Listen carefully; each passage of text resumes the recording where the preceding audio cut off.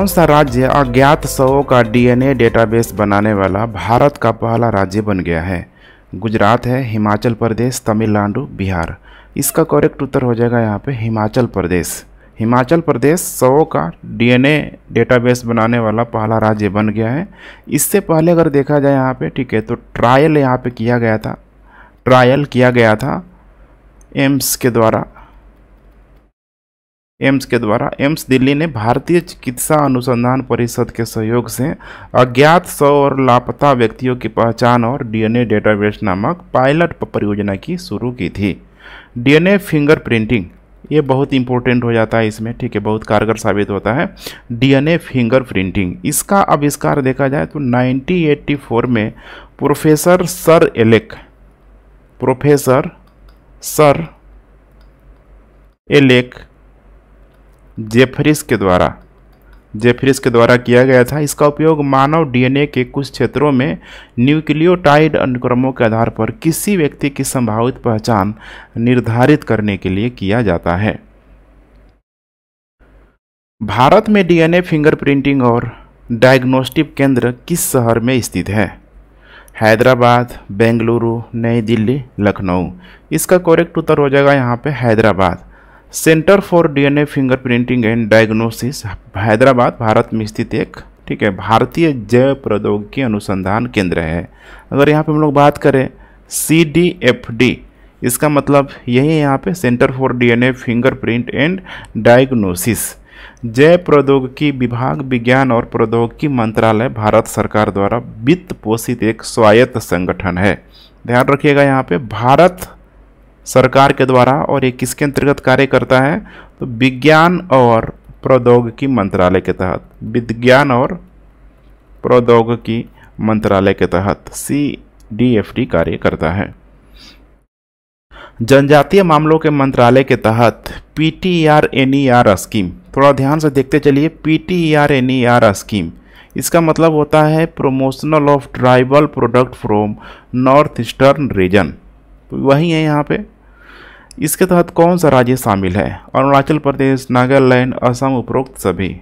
अब यहाँ पे नॉर्थ ईस्ट की जब बात आ गई तो इसमें सारे के सारे राज्यों को शामिल किया गया है। करेक्ट उत्तर हो जाएगा उपरोक्त, ठीक है, D।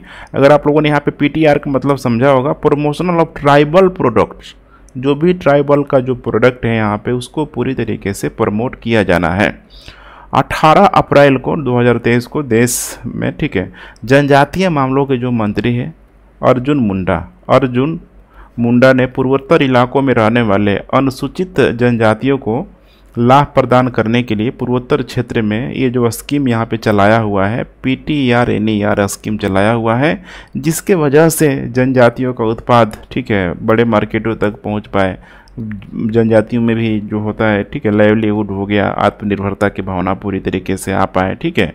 विजन ही इसमें यही रखा गया है, जो इसका विजन है जनजातीय उत्पादों की खरीद, रसद और विपणन में दक्षता में वृद्धि के माध्यम से उत्तर पूर्व के आदिवासी कारीगरों के लिए आजीविका के अवसरों को मजबूत करना। अब इसमें जो शामिल जो राज्य है यहाँ पे कौन कौन राज्य शामिल किया गया है, जैसे कि 3 तो देख ही पा रहे हैं, अरुणाचल प्रदेश, नागालैंड, इसके अलावा असम है, इसके अलावा यहाँ पे मणिपुर, मेघालय, त्रिपुरा और इसमें यहाँ पे ध्यान रखिएगा सिक्किम को भी इसमें शामिल किया गया है। तो टोटल आपको, ठीक है, 8 स्टेट देखने के लिए मिल जाएगा, ठीक है। असम हो गया यहाँ पे ठीक है, अरुणाचल प्रदेश है, यहाँ पे हो गया असम, मणिपुर, मेघालय, मिजोरम, ठीक है, मिजोरम, त्रिपुरा, एक और छूट रहा था नागालैंड। तो 7 सिस्टर होता है, 7 राज्य, लेकिन इसमें सिक्किम को भी शामिल कर दिया गया है। तो टोटल यहाँ पे हो जाएगा 8 राज्य।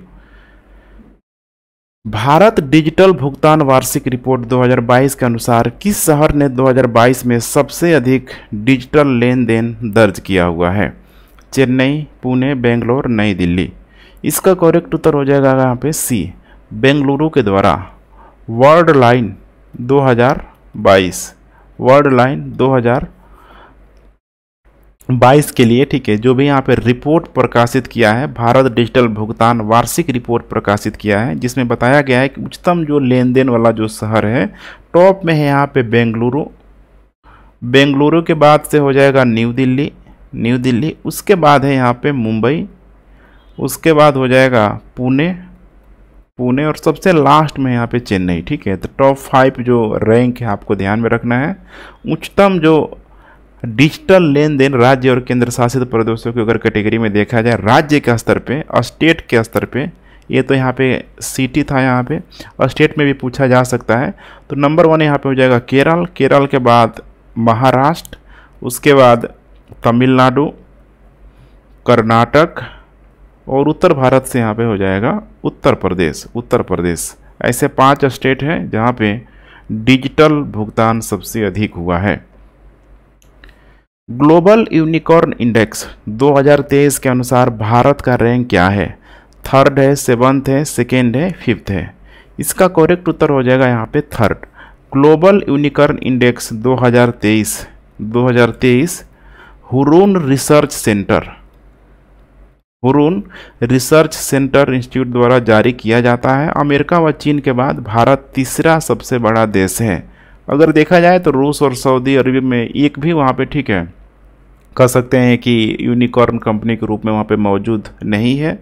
और सिर्फ वही नहीं, जैसे पोलैंड है, ईरान है, यहाँ पे मैं मेंशन कर देता हूँ यूनिकॉर्न कंपनी, चूँकि इसका संबंध किससे है? यूनिकॉर्न कंपनी से ही इसका संबंध है, जहाँ पे सबसे बड़ी मात्रा में यूनिकॉर्न कंपनी मौजूद है। जैसे नंबर 1 यहाँ पे हो जाएगा यूएसए के बाद हो जाएगा चाइना, और तीसरे नंबर पे यहाँ पे आता है भारत का। ध्यान रखिएगा, भारत का। ठीक है, अब यूनिकॉर्न कंपनी जैसे कि एग्जाम में थोड़ा कन्फ्यूजन कर सकता है, रूस, सऊदी अरब, इसके अलावा यहाँ पे पोलैंड हो जाएगा, ईरान, वेनेजुएला, दक्षिण Africa, south Africa, Bangladesh, Pakistan, Romania. ठीक है, ऐसे सारे देशों में देखने के लिए आपको, ठीक है, एक भी यूनिकॉर्न कंपनी यहाँ पे नहीं है।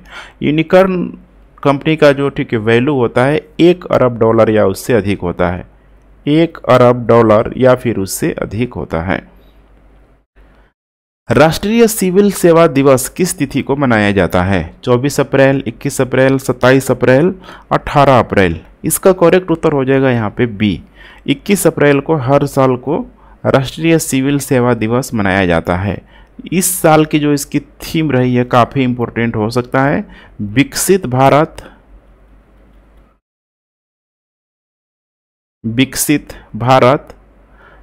नागरिकों को सशक्त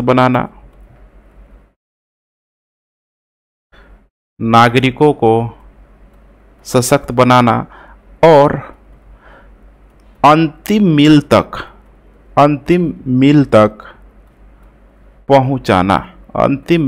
पहुंचाना। 21 अप्रैल 1947 का दिन है, ये भी डेट याद रखिएगा, 21 अप्रैल 1947 का दिन है। ठीक है, सरदार पटेल ने दिल्ली के मेटकाफ हाउस में प्रशासनिक सेवा के अधिकारियों के जो भी परीक्षार्थियों को यहाँ पे संबोधित किया था पहली बार। बर्फ स्तूप का आविष्कार, जिन्हें हाल ही में संकोतबा मानवतावादी पुरस्कार प्रदान किया गया, निम्नलिखित में से कौन है? Miles Allen, Kerry Emanuel, Sherwood Idso, Sonam Wangchuk. बहुत आसान सा जवाब है। ठीक है, करेक्ट उत्तर हो जाएगा यहाँ पे सोनम वांगचुक। संतोकबा याद रखिएगा। ठीक है, ये यहाँ पे लिखा हुआ है,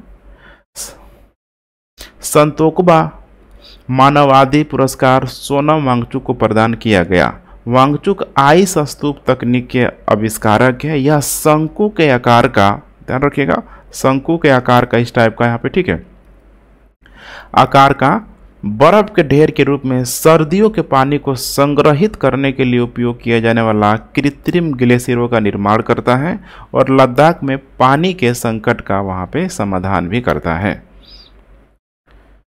vision cricketer of the year 2023 से सम्मानित होने वाली एकमात्र महिला क्रिकेटर कौन है? Harmanpreet Kaur, Meg Lanning, Ellis Perry, Mithali Raj. इसका करेक्ट उत्तर हो जाएगा यहाँ पे ए, ध्यान रखिएगा ए। हरमनप्रीत कौर को यहाँ पे vision cricketer of the year 2023 से सम्मानित किया गया है, जिसमें मात्र एक यहाँ पे महिला है। 5 लोगों को 2023 में इसमें दिया गया है, 4 यहाँ पे फीमेल है, सॉरी 4 मेल है यहाँ पे, और सिर्फ एक कौन है यहाँ पे, फीमेल है यहाँ पे। तो इन चारों का भी नाम आप लोग देख लीजिए, जैसे कि ठीक है, न्यूजीलैंड से 2 खिलाड़ी हैं यहाँ पे, न्यूजीलैंड से 2 खिलाड़ी है। पहला यहाँ पे टॉम ब्लंडेल, दूसरा है यहाँ पे डेरिल मिशेल, आप लोगों ने नाम जरूर सुना होगा। उसके बाद यहाँ पे दूसरा है यहाँ पे इंग्लैंड से भी 2 खिलाड़ी है। पहला है यहाँ पे बेन फोक्स और दूसरा है यहाँ पे मैथ्यू पॉट्स। तो इन 4 खिलाड़ियों का नाम आप लोगों को ध्यान में रखना है, ठीक है। ये सब यहाँ पे मेल है और मात्र एक खिलाड़ी है जो कि फीमेल है।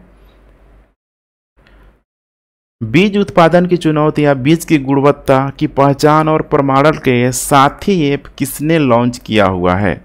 ICAR है, एपीडा है, कृषि मंत्रालय है, Indian chamber of food and agriculture. इसका करेक्ट उत्तर हो जाएगा यहाँ पे सी, कृषि मंत्रालय और किसान कल्याण मंत्री ने साथी पोर्टल और मोबाइल ऐप लॉन्च किया है। यह एक केंद्रीकृत ऑनलाइन प्रणाली है जिसे बीज उत्पादन की चुनौतियां, बीज की गुणवत्ता की पहचान और प्रमाणन के लिए तैयार किया गया है। भारत की पहली मैंग्रोव मिट्टी पक्षी जनगणना किस राज्य या केंद्र शासित प्रदेश में आयोजित की गई थी? पश्चिम बंगाल, ओडिशा, अंडमान निकोबार द्वीप समूह, तमिलनाडु। करेक्ट उत्तर हो जाएगा यहाँ पे बी, ओडिशा, ध्यान रखिएगा ओडिशा के वन अधिकारियों ने देश में इन विदेशी और रंगीन पक्षियों की पहली जो जनगणना यहाँ पे, ठीक है, 179 है यहाँ पे मैंग्रोव मिट्टी पक्षियों को देखा है। जनगणना के लिए कवर किए गए भितरकनिका, बहुत फेमस, ठीक है, भितरकनिका वन्यजीव अभयारण्य में आर्द्रभूमि स्थलों में से पर्यटकों ने राष्ट्रीय उद्यान क्षेत्र में महीपुरा नदी के मुहाने पर इन पक्षियों की सबसे अधिक संख्या देखी थी। तो भितरकनिका के पास एक नदी है यहाँ पे, महीपुरा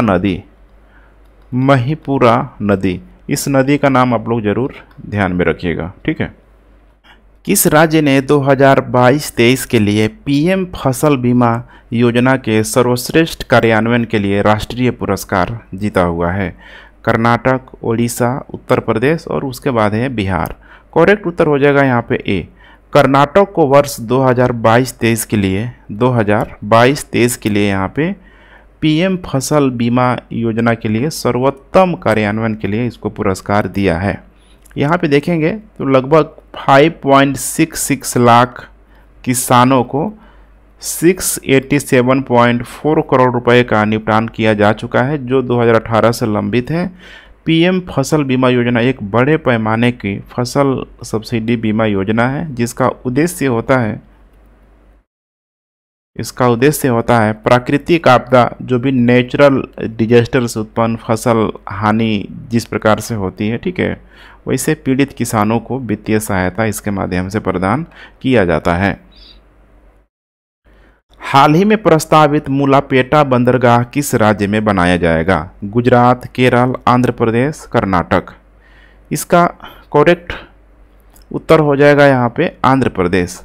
आंध्र प्रदेश के मुख्यमंत्री जिनका नाम है, ठीक है, YS जगमोहन रेड्डी ने श्रीकाकुलम जिला में मुलापेटा ग्रीनफील्ड बंदरगाह की आधारशिला रखी है। ध्यान रखिएगा, श्रीकाकुलम जिला में,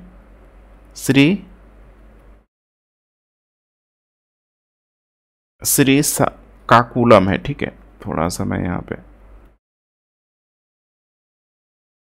श्रीकाकुलम जिला में मुलापेटा ग्रीनफील्ड बंदरगाह की नींव रखी है। यहाँ पे आप मैप में देख भी सकते हैं, ठीक है, यही है मुलापेटा पोर्ट, ठीक है, बिल्कुल आपको एक किनारे देखने के लिए मिल जाएगा बे ऑफ बंगाल के साइड। नामसाई घोषणा निम्नलिखित में से किससे संबंधित है?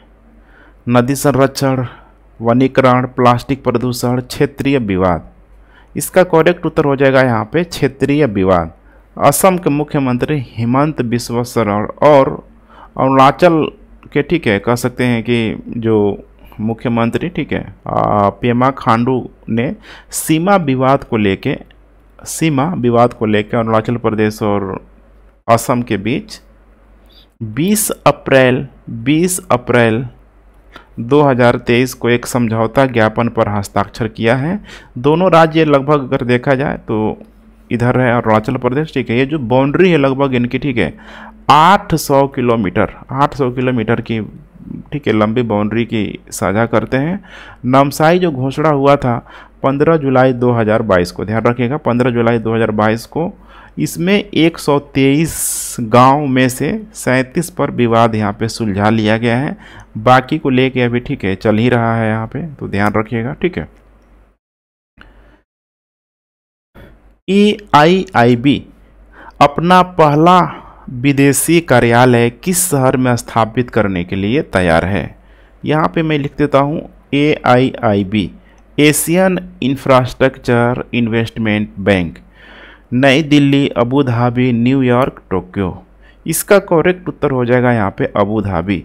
Asian infrastructure investment bank Abu Dhabi संयुक्त अरब अमीरात में अपना पहला विदेशी कार्यालय स्थापित करेगा। अब इसके बारे में आप लोग देख लीजिए, AIIB, ठीक है, 2016 में इसकी स्थापना की गई थी। इसका जो हेडक्वार्टर है बीजिंग में देखने के लिए मिल जाएगा, ठीक है,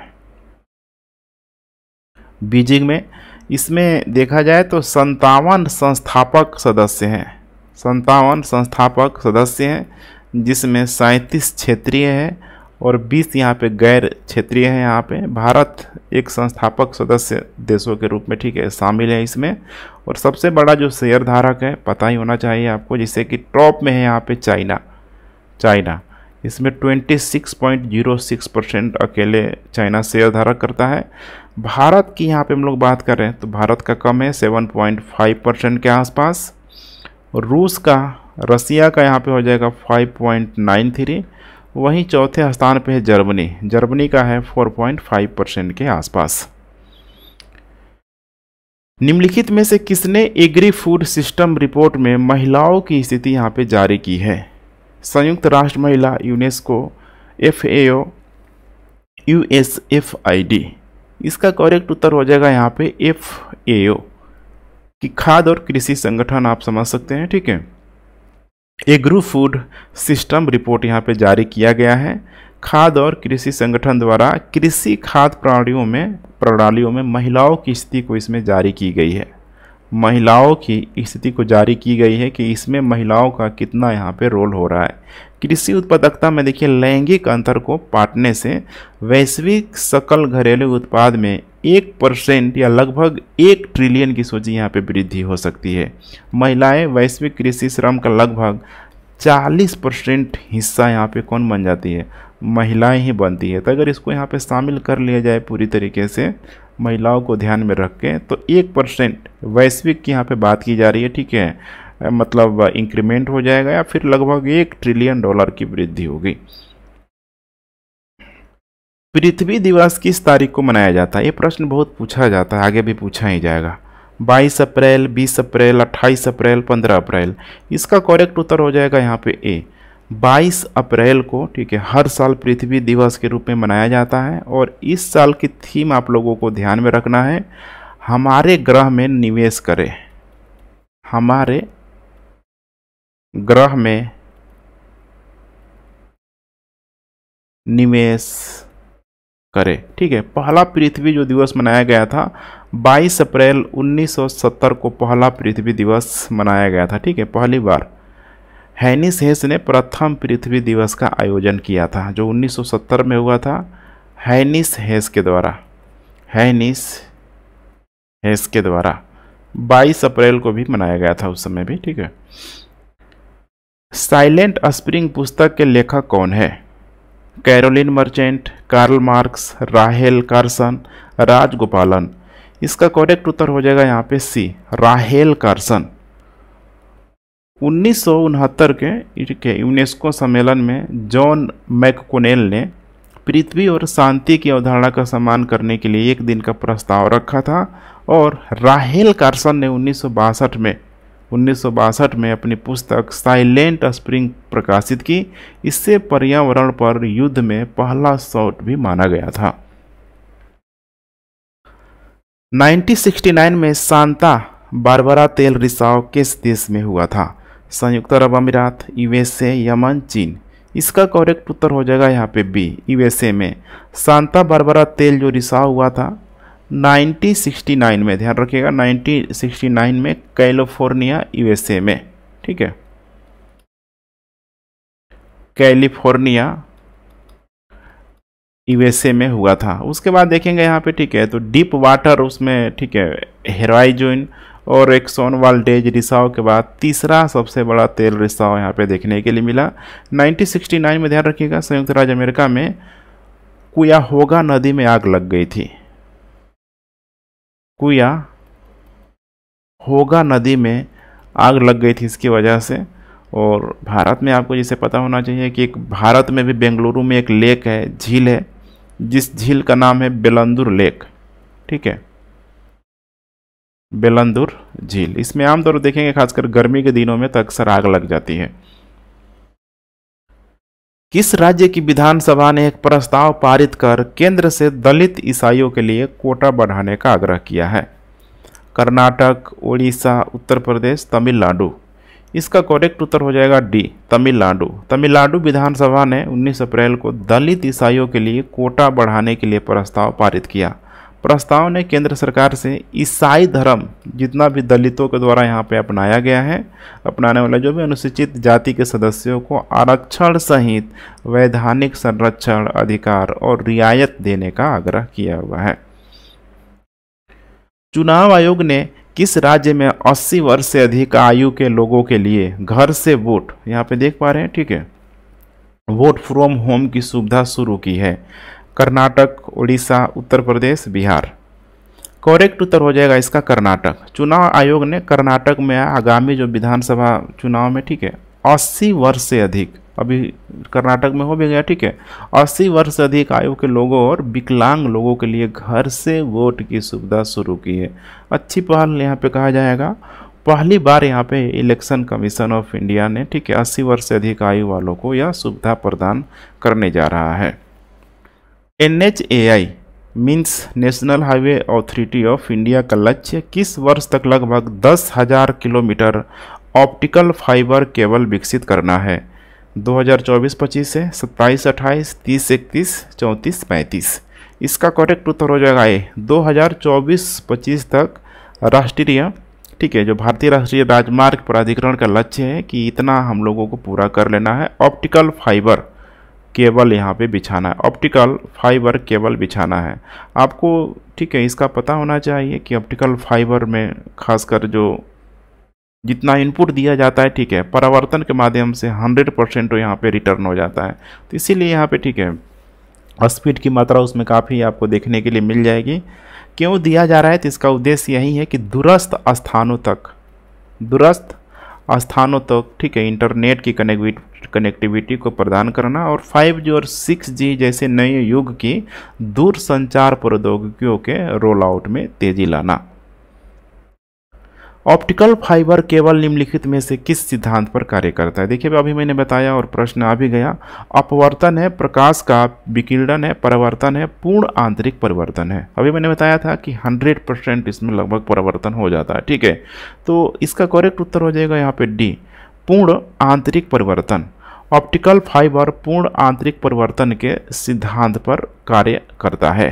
यह ग्लास और प्लास्टिक से बना, ध्यान से देखते चलिए, ग्लास और प्लास्टिक से बना बहुत पतला फाइबर होता है जिसकी त्रिज्या अगर देखा जाए तो माइक्रोमीटर में 10 के पावर, ठीक है, -6 मीटर। सोचिए इतनी कम इसकी त्रिज्या होती है, इतने कम की त्रिज्या के, ठीक है, क्रम की होती है। यह कुल आंतरिक परिवर्तन के सिद्धांत पर कार्य करता है।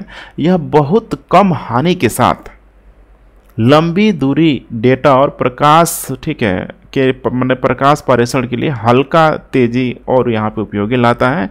ऐसे पतले फाइबर का बंडल एक हल्का पाइप बनाता है जिसके माध्यम से, ठीक है, घरों में पूरी तरीके से इंटरनेट चलता ही चलता है, अच्छा चलता है पहले से।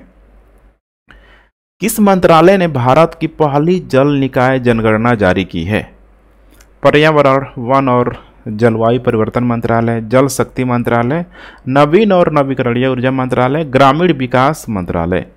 करेक्ट उत्तर हो जाएगा इसका बी, जल शक्ति मंत्रालय। जल निकायों की पहल जनगणना हाल ही में जल शक्ति मंत्रालय द्वारा जारी की गई थी। यह छठी लघु सिंचाई जनगणना, ध्यान रखिएगा, छठी लघु सिंचाई जनगणना 2017-18 के संदर्भ में लिया जा रहा है। इसको केंद्र प्रायोजित योजना है, ठीक है, सिंचाई योजना के तहत इसको किया गया था। महाराष्ट्र को अगर देखा जाए तो जल संरक्षण में अग्रणी राज्य के रूप में उभरा हुआ है, क्योंकि महाराष्ट्र में आपको लातूर जैसा क्षेत्र आपको याद होना चाहिए, जहाँ पे, ठीक है, ट्रेनों से पानी पहुंचाया हुआ था, ट्रेन के डब्बों में भर भर के। जलाशयों की जनगणना के अनुसार किस राज्य में जल निकायों की संख्या सबसे अधिक है? केरल, गुजरात, पश्चिम बंगाल, मध्य प्रदेश। अब यहाँ पे क्या कर रहा है? जलाशयों की जनगणना। इसमें देखा जाए, ठीक है, तो सबसे टॉप पे है यहाँ पे सी, वेस्ट बंगाल में, ठीक है, पश्चिम बंगाल में। ओवरऑल यहाँ पे अगर देखा जाए जलाशयों को लेके, तो थोड़ा सा डेटा को मैं यहाँ पे बात करता हूँ, प्रश्न पूछा जाने की संभावना है जलाशयों को लेके, ठीक है। पूरे अगर यहाँ पे भारत के स्तर पे देखा जाए, भारत के स्तर पे, तो जैसे ग्रामीण क्षेत्रों में देखा जाए, ग्रामीण क्षेत्रों में तो 97.1% जो जलाशय है सिर्फ और सिर्फ ग्रामीण क्षेत्रों में है। और भारत में ग्रामीण क्षेत्रों की संख्या कितना है? तो 23 लाख, ध्यान रखिएगा, 23,55,055 के आसपास। वही अगर शहरी क्षेत्रों को यहाँ पे देखा जाए तो यहाँ पे महज यहाँ पे 2.9% के आसपास ही जलाशय, ठीक है, जलाशय स्थित है। शहरी क्षेत्र की बात करें तो लगभग 69,485 के आसपास है। अब यहाँ पे ध्यान रखना है आपको, अधिकांश जो जल निकाय है, सबसे अधिक यहाँ पे मैंने बताया अभी वेस्ट बंगाल में, और सबसे जो कम है ये पूछा जा सकता है सिक्किम में जल निकाय, ठीक है। इसके अलावा यहाँ पे तालाब की भी हम लोग बात कर लेते हैं, तालाब, ठीक है, जैसे कि होता है ना जलाशय, जो तालाब है यहाँ पे, इसका रेशियो है लगभग 59.5%। टैंक का जो रेशियो है जल के लिए 15.7%, ठीक है। उसके बाद यहाँ पे आ जाता है जलाशय, जलाशय का लगभग, ठीक है, 12.1%। फिर उसके बाद से, ठीक है, चेक डैम हो गया, ठीक है, जो भी यहाँ पे बड़ी बड़ी जो लेक हो गया, ठीक है। तो अभी भी देख पा रहे हैं बड़े मात्रा में किसका कंट्रीब्यूशन है? तो तालाब का। किस देश के उप प्रधानमंत्री डोमिनिक रोब ने हाल ही में धमकाने के आरोप पर इस्तीफा दे दिया? अभी काफ़ी चर्चा में भी रहा था। ब्रिटेन है, क्यूबा है, जर्मनी है, यूक्रेन है। इसका करेक्ट उत्तर हो जाएगा यहाँ पे ए, ब्रिटेन के उप प्रधानमंत्री डोमिनिक रोब ने एक जांच के बाद इस्तीफा दे दिया। उसमें पाया गया था कि इसने सिविल सेवकों को धमकाया था। सोचिए, वह न्याय सचिव भी थे, न्याय सचिव भी थे। देखिए वहाँ पे एथिक्स वगैरह काफ़ी स्ट्रांगली फॉलो भी किया जाता है। इस तरह की संलिप्तता में कोई भी पाया जाता है, ठीक है, तो बिना कहे लोग वहाँ पे इस्तीफा भी दे देते हैं। वर्ष 2023 के लिए विश्व पुस्तक राजधानी कौन सा शहर है? नई दिल्ली, शरफजाह, अकरा, जकार्ता। ध्यान रखिएगा, यहाँ पे पूछा क्या जा रहा है, विश्व पुस्तक राजधानी कौन सा शहर है? करेक्ट उत्तर हो जाएगा यहाँ पे सी, अकरा।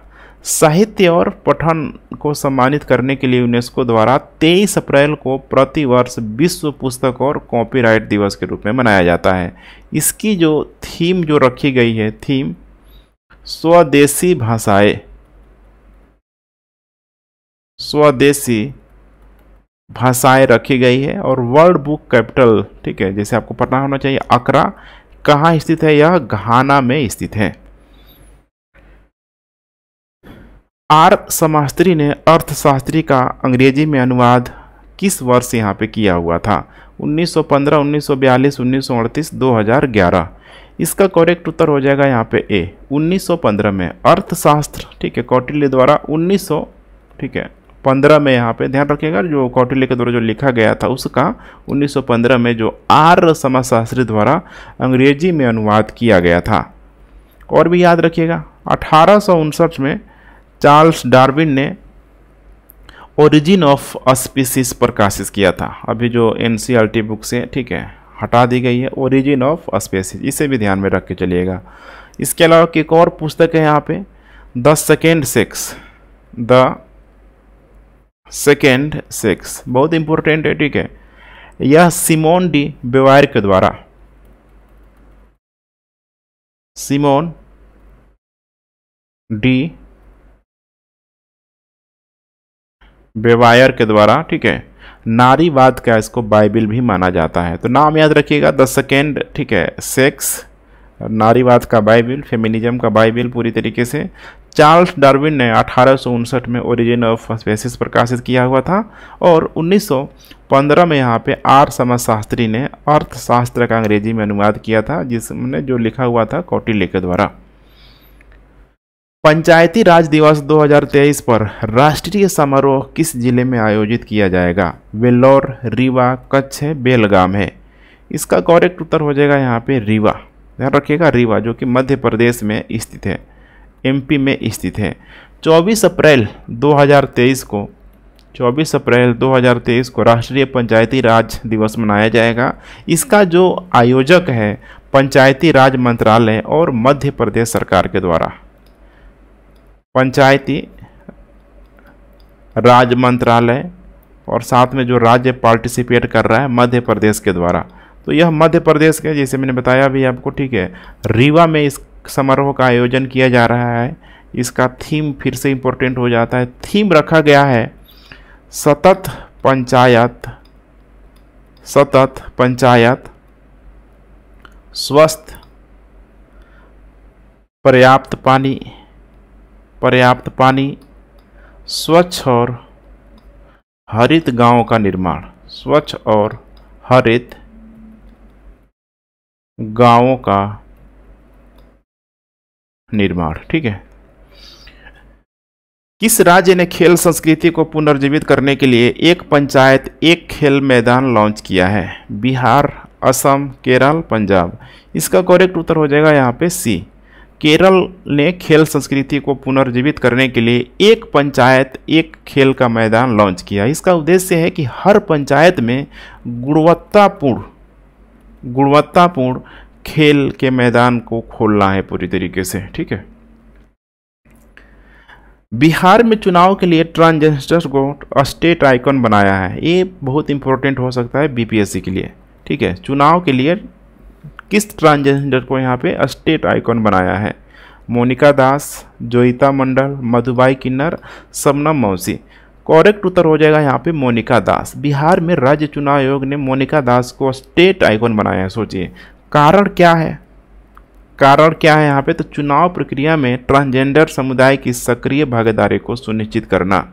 अगर इनके बारे में बात किया जाए, मोनिका दास के बारे में, तो वह लोकप्रिय रूप से बिहार की स्टाइलिश ट्रांसजेंडर के रूप में जानी जाती है। वह भारत की पहली ट्रांसजेंडर, ठीक है, बैंकर भी है। ध्यान रखिएगा, बैंकर भी है।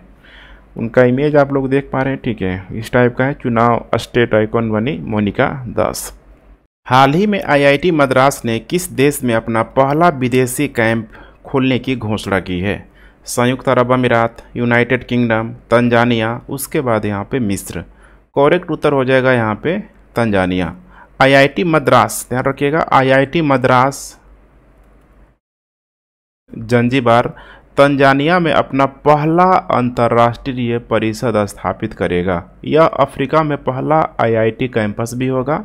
यहाँ पे ध्यान रखिएगा, डॉक्टर के राधाकृष्ण समितियों की अनुशंसा पे, ठीक है, विदेशों में स्थापित किया जाने वाला भारतीय विश्वविद्यालयों के परिसर की योजना बनाने के लिए सब किया जा रहा है, ताकि अप तटीय, यहाँ पे ध्यान रखिएगा, यहाँ पे ऑफ शोर की बात की जा रही है, बाहर की तरफ यहाँ पे बात की जा रही है। ऑफ शोर होता है ना यहाँ पे बाहर, ठीक है। तो अप तटीय आईआईटी को भारत अंतर्राष्ट्रीय प्रौद्योगिकी की संस्थान कहा जाने की भी संभावना है। तो अच्छी पहल है यहाँ पे। हाल ही में किस भारतीय गांव का नाम बदलकर भारत के अंतिम गांव से भारत का पहला सीमावर्ती गांव कर दिया है? स्टार लगा लीजिए, ठीक है, ये बहुत इंपॉर्टेंट यहाँ पे हो सकता है। माना है, किबूती है, अवंग गखू है, यहाँ पे टिटवाल है। इसका करेक्ट उत्तर हो जाएगा माड़ा। ध्यान रखिएगा माड़ा, ठीक है। सीमा संगठन ने, सीमा सड़क संगठन BRO ने माड़ा गांव को पहला भारतीय गांव घोषित करते हुए उस पर एकदम साइन लगा दिया है। ये आपको ध्यान होना चाहिए। उत्तराखंड में यह गांव स्थित है और पहले इसको भारत का अंतिम गांव के रूप में जाना जाता था, अंतिम गांव, लेकिन अब अंतिम गांव से इसको भारत का पहला गांव कर दिया है, इस माड़ा गांव को। भारतीयों को हिंसा प्रभावित सूडान से निकालने के लिए भारत सरकार द्वारा कौन सा ऑपरेशन शुरू किया गया था? जब बहुत चर्चा में रहा था, ऑपरेशन गंगा है, कावेरी है, गोदावरी है, पेरियार है। इसका करेक्ट उत्तर हो जाएगा यहाँ पे बी, ऑपरेशन कावेरी। 24 अप्रैल 2023 को हिंसा प्रभावित सूडान से अपने नागरिकों को निकालने के लिए ऑपरेशन कावेरी अभियान शुरू किया गया था। देखा जाए तो लगभग यहाँ पे 500 भारतीयों को INS सुमेधा के माध्यम से पोर्ट सूडान से यहाँ पे निकाला गया, पोर्ट सूडान से निकाला गया, जिसका जो मुहाना है जनरली आपको, ठीक है, लाल सागर के तरफ खुलती है, ठीक है। तो लाल सागर के क्षेत्रों से फिर उनको लाया गया अरब, ठीक है, सागर में लाया गया, फिर उसके माध्यम से घर लाया गया। कर्नाटक की इसमें एक जो जाति बड़े मात्रा में फंसी हुई थी, जिनका नाम भी बहुत तेजी से फैला, ठीक है, हक्की पिक्की, हक्की पिक्की एक ट्राइब समूह का नाम है यह, ठीक है। पक्षी पकड़ने वाले शिकारी हैं ये सब लोग, ठीक है। लगभग देखा जाए तो यहाँ से 181 से अधिक जो इनकी जो संख्या थी, ठीक है, सूडान में जाके फंसी हुई थी। तो सबको यहाँ पे अब निकाल लिया गया है। हाल ही में समाचारों में देखा गया पोर्ट सूडान निम्नलिखित में से किस समुद्र में खुलता है? फारस की खाड़ी, मृत सागर, ओमान की खाड़ी, लाल सागर। अभी मैंने बताया था आपको, ठीक है। करेक्ट उत्तर हो जाएगा यहाँ पे, ठीक है, लाल सागर, ठीक है। सूडानी सशस्त्र बलों और शक्तिशाली अर्धसैनिक समूह के बीच लड़ाई में देखा जाए तो लगभग वहाँ पे जो चल रहा था 420 से अधिक लोग मारे गए। हिंसा प्रभावित जो शहर था सूडान में बड़ी मात्रा में वो हमें देखने के लिए मिला, जैसे कि खार्तूम है, खार्तूम, इसके अलावा ओमडुरमैन, मेरोवे, सूडान का साला, गदरिफ, ठीक है, गदरिफ हो गया, या फिर कोस्ती दमाजिन, मैं इधर मेंशन कर दे रहा हूँ, ठीक है, कोस्तीन, दमाजिन, कबकलिया, अल्फसेर है, न्याला है। हालांकि ये सब बहुत अधिक आपको ध्यान में नहीं रखना है, लेकिन फिर भी यहाँ पे नाम पूछा जा सकता है। सूडान का जो भी इम्पोर्टेंट शहर है जो कि हिंसा से सबसे अधिक प्रभावित था। यहाँ पे आप लोग मैप में देख लीजिए, ये है सूडान और ये है पोर्ट सूडान, ठीक है। लाल सागर की तरफ मैंने बताया इसकी मुहाना खुलता है और यहीं से, ठीक है, भारतीयों को जो लगभग जिनकी संख्या 500 के आसपास थी उनको भारत कुशलतापूर्वक ला लिया गया है। रसद प्रदर्शन सूचकांक 2023 में भारत का रैंक क्या है? 38वां, 42वां, 25वां, 55वां रैंक। करेक्ट उत्तर हो जाएगा इसका, ठीक है, ए, 38वां रैंक। विश्व बैंक ने वर्ष 2023 के लिए LPI लॉजिस्टिक परफॉर्मेंस इंडेक्स जारी किया, जिसमें भारत की जो रैंक है बहुत इंपॉर्टेंट है, यहाँ पे 38वीं रैंक है।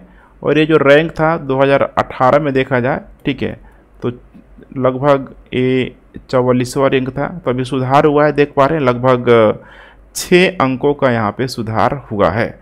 अब इसमें कुछ स्कोर दिया जाता है, जिससे कि इंफ्रास्ट्रक्चर स्कोर अगर देखा जाए तो 47वें नंबर है भारत का, ध्यान रखिएगा। और 2018 में यह स्कोर था 52वां था, ठीक है, 52वां था। तो अभी 37 मतलब टोटल हुआ इंफ्रास्ट्रक्चर 47। वहीं उच्चतम रैंक वाला जो देश की हम लोग बात करें, सबसे इसमें टॉप में है यहाँ पे सिंगापुर, दूसरे नंबर पे यहाँ पे फिनलैंड। रसद प्रदर्शन सूचकांक में भारत का रैंक क्या है? 38वां। निम्नलिखित में से किस संगठन ने स्टेट ऑफ ग्लोबल क्लाइमेट 2022 जारी किया हुआ है? IPCC, अंतर्राष्ट्रीय समुद्री संगठन, विश्व मौसम विज्ञान संगठन, विश्व वन्यजीव कोष। इसका करेक्ट उत्तर हो जाएगा यहाँ पे सी, विश्व विज्ञान मौसम संगठन। संयुक्त राष्ट्र के विश्व मौसम विज्ञान संगठन ने state of the global climate, state of the global climate report 2022 जारी कर दिया गया है। इसमें थोड़ा ध्यान देने की ज़रूरत है, जैसे कि 1993 से 2022 के बीच अगर बात किया जाए तो यहाँ पे जो बारिश हुई थी 2.27 mm प्रति वर्ष यहाँ पे हुआ था। और वहीं 2013 से 2022 तक अगर काउंट किया जाए तो इधर बारिश की ठीक है जो मात्रा है बढ़ी हुई है 4.62 mm ठीक है प्रति वर्ष के बीच। ठीक है, अगर देखा जाए तो वैश्विक औसत समुद्र स्तर की जो वृद्धि की जो दर है 2 गुनी हो गई है। 2022 में देखा जाए तो वैश्विक औसत जो तापमान था 1850 से लेके 1900 के ठीक है जो उस समय औसत तापमान था 1.15 डिग्री सेंटीग्रेड ठीक है, और अभी ये बढ़ के यहाँ पे हो गया है ठीक है 1.02 से लेके 1.28 के आसपास। तो अभी ठीक है पृथ्वी के टेम्परेचर को हर हाल में कोशिश किया जा रहा है कि 1.5 डिग्री जो बढ़ा हुआ है उससे और अधिक नहीं बढ़े। हाल ही में इसरो ने टेलियोस 2 और लुमेनाइट 4 उपग्रह लॉन्च किया। वे किस देश के हैं? ब्राज़ील है, सिंगापुर है, सऊदी अरब है, दक्षिण अफ्रीका। इसका करेक्ट उत्तर हो जाएगा यहाँ पे बी, सिंगापुर। ठीक है, भारतीय अंतरिक्ष अनुसंधान संगठन ने सिंगापुर के 2 उपग्रह जिसका नाम है टेलियोस और दूसरा है यहाँ पे लुमेनाइट 4 को कक्षा में सफलतापूर्वक स्थापित कर लिया है। इसमें पीएसएलवी की 57वीं उड़ान और पीएसएलवी कोर अलोन कॉन्फ़िगरेशन का उपयोग करते हुए ठीक है 16वां मिशन चिन्हित किया गया।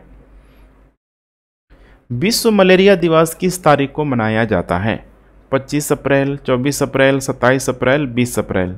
इसका करेक्ट उत्तर हो जाएगा यहाँ पे 25 अप्रैल। विश्व मलेरिया दिवस हर साल 25 अप्रैल को मनाया जाता है। इसकी थीम आप लोगों को ध्यान में रखना है, शून्य मलेरिया का लक्ष्य। शून्य मलेरिया का लक्ष्य इसमें रखा गया है। निवेश करें, नवाचार करें और इसको लागू करें। यह पहली बार देखा जाए 2007 में विश्व संगठन द्वारा स्थापित किया गया था। 2007 में ठीक है WHO के द्वारा इसको स्थापित किया गया था। नेक्स्ट, मलेरिया पैदा करने वाले प्लाज्मोडियम परजीवी आरबीसी पर हमला करने से पहले किस अंग को प्रभावित करते हैं? गुर्दा है, मस्तिष्क, त्वचा, यकृत। इसका करेक्ट उत्तर हो जाएगा यहाँ पे डी। ठीक है, यकृत को। ठीक है, किसको प्रभावित करता है? यहाँ पे लाल रक्त कोशिका जो है आरबीसी पर हमला करने और परजीवी यकृत कोशिकाओं के भीतर यह फैलने लगते हैं। मलेरिया के बारे में यहाँ पे देखा जाए तो इसका जो कारण है यहाँ पे ठीक है प्लाज्मोडियम परजीवी भी बोला जाता है इसको। ठीक है, संक्रमित मादा एन्फ्लिज मच्छर की वजह से ये बड़ी तेजी से फैलता है। किस राज्य ने उद्यमशीलता कौशल विकसित करने के लिए तेजस्वी कार्यक्रम शुरू किया है? उत्तर प्रदेश, मध्य प्रदेश, केरल, महाराष्ट्र। इसका करेक्ट उत्तर हो जाएगा यहाँ पे बी। ध्यान रखिएगा बी। मध्य प्रदेश सरकार के द्वारा छात्रों में उद्यमशीलता का विश्वास और कौशल विकसित करने के लिए तेजस्वी कार्यक्रम यहाँ पे शुरू किया गया है। छात्रों को है ना कि स्कूल के समय से ही जो भी नौ उद्योग है, इसके अलावा यहाँ पे इंटरप्रेनरशिप, स्व व्यवसाय हो गया, ठीक है, उन सारी ही चीज़ों से अवगत कराया जाए तो ये काफ़ी आगे चल के फ्यूचर में इससे लाभ मिलेगा ही मिलेगा।